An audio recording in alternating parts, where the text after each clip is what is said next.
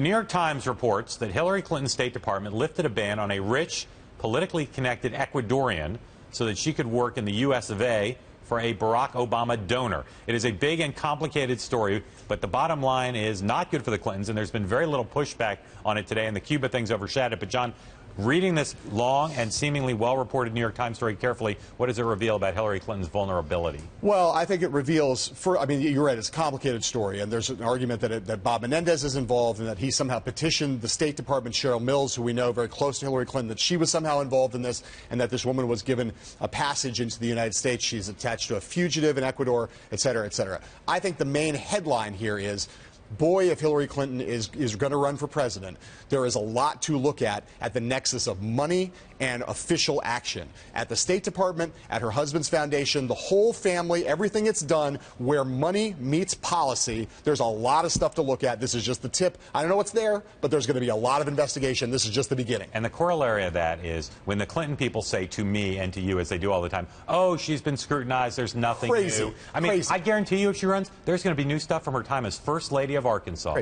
Just because she ran for president before, she's never been the nominee. When you're the nominee, other stuff going to come out. Well, and I'll tell you the other thing is, maybe if Cuba hadn't happened, they would have felt more pressure to respond. But the other thing you learn is her operation is not responding. They're just content to hope the story goes away. And it won't, because stuff like this needs to be explained. There have been very few good stories done about the Clinton Foundation, President Clinton's foundation alone, let alone places where that very global organization intersected with things that the State Department did. Yep. I've not seen hardly any of those pieces, and you know that however damning they end up being, there are 20 or 30 of them to be done.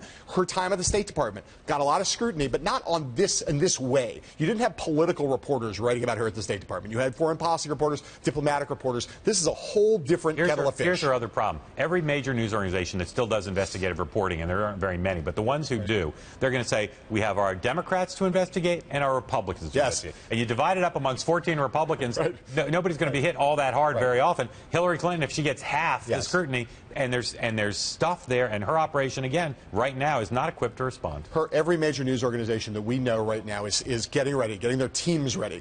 And every single one of them knows that if Hillary Clinton is running and she is the class of the field, she's the de facto frontrunner, they're going to assign a lot of people to her. And that, just in terms of sheer volume of people looking, they are going to go and dig through a lot of these kinds of things. And let's be realistic about the way investigative reporters work. They basically want to knock the candidates out. They want to expose skullduggery and malfeasance and all that. But their big thing is really damage the candidate and to get them out. That's the underlying mentality for people who do investigative reporting during a political campaign. Maybe it shouldn't be, but it is. Again, you knock out Ted Cruz or you knock out Marco Rubio, doesn't really affect the race all that much. You knock out the Democratic frontrunner, that's a big scalp. There's an anti-Clinton bias in the press right now. This story, I think, is going to whet people's appetite and remind them there's stuff out there to find, and the Clinton operation just doesn't respond. And as you remember, back in 2008, people said the Clintons would have scoured. Their research operation would be fantastic. They would have found out everything about Barack Obama, and yet somehow they missed the Reverend Wright tapes. They were not that great at doing research on the other candidate, let alone on their own candidate, where things are even more complicated and more sensitive.